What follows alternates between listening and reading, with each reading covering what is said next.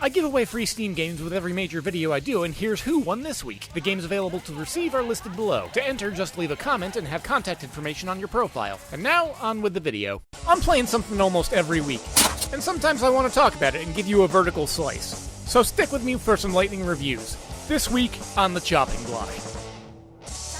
This week I've been playing Samba De Amigo Party Central. My love for rhythm games has been fairly well established, and me and Samba De Amigo actually go way back. Released in 2000, the colorful, jovial, and cartoony visuals working in conjunction with the heavy Latin themes and an equally energetic soundtrack left me fairly enamored with it. I remember playing the original Dreamcast version with some very good friends, although we didn't have the overly ornate maraca controllers that were necessary to get full experience. We also didn't have all the songs because of some features the Dreamcast was trying to push at the time. Yes, the Samba De Amigo franchise, while small, has up until now always had a few fatal shortcomings in its home versions. The original Dreamcast version ensured that you had to shell out for that aforementioned maraca controller setup, which, unless I'm mistaken, runs you about $100. Additionally, gaming historians will recall that Sega was strongly pushing for online connectivity with their final hardware iteration, and while all the songs for the game's soundtrack were technically on the disc, you had to unlock them by bringing your game online. Sort of like on-disc DLC, but you didn't actually have to pay for them. It was eventually ported to the Wii generation in 2008, which didn't lock off the soundtrack behind internet connectivity,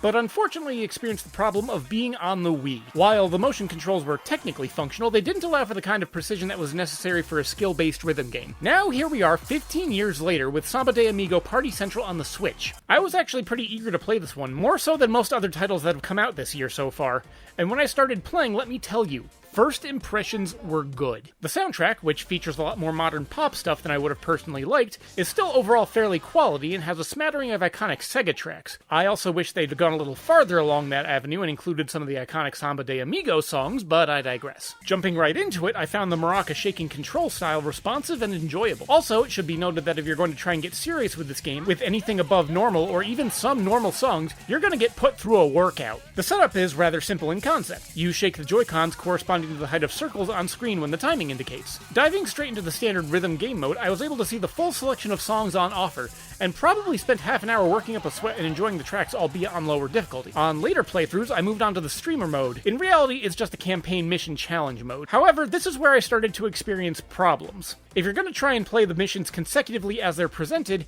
you're going to experience one hell of a weird difficulty curve. My recommendation would be to work yourself up from the lower difficulties to gain the reflexes and adjust to the visual indicators on screen, because on higher difficulties they get extremely cluttered. However, one thing I'm not certain you can adjust to is the chief problem with Party Central. I was careful to mention previously that the shaking controls work well, but to my irritation they've incorporated an array of sweeping motions or specific poses that you need to strike in certain songs. The poses aren't necessarily all that bad, but there's a few that require you to maintain motions that no matter what I did, I couldn't get the game to register them, so even when I was performing them, the game seemed to lack the necessary precision to be able to read what I was doing. Inversely, those sweeping motions seem to be extremely forgiving as far as precision, and so long as the Joy-Con was in the proper position at the end of the sweeping motion, you could pretty much flail whichever direction you wanted and it would count. If they just kept it to the shaking controls, it would be far more tolerable. But unfortunately, in some of the higher difficulty songs I experienced, those poses and sweeping motions are rather ubiquitous and therefore immensely irritating. For those that would want to seriously engage with a rhythm game, a genre that puts significant emphasis in the notion of precision, for the game to seesaw its standards makes it hugely detrimental. On that note, I then experimented and swapped over to the control scheme using the standard Switch Pro control. While technically playable, it's far less satisfying for me personally. It also has a problem with the general setup of most Pro Switch controllers, in that if it were oriented to the joysticks right next to each other like on a PlayStation controller,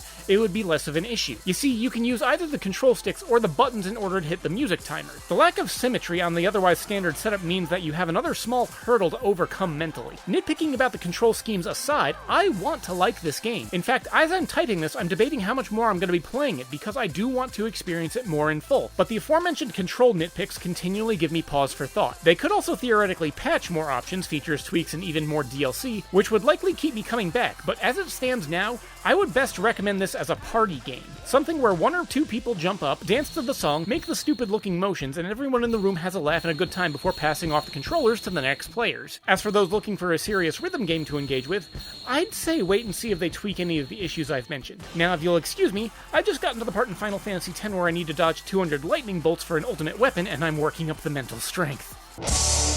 Hey, look at that, it's the end of the video. Don't forget to subscribe and remember that commenting can actually win you a free prize. So until next time, this is Gheeotine saying thanks for watching and keep your head on your shoulders.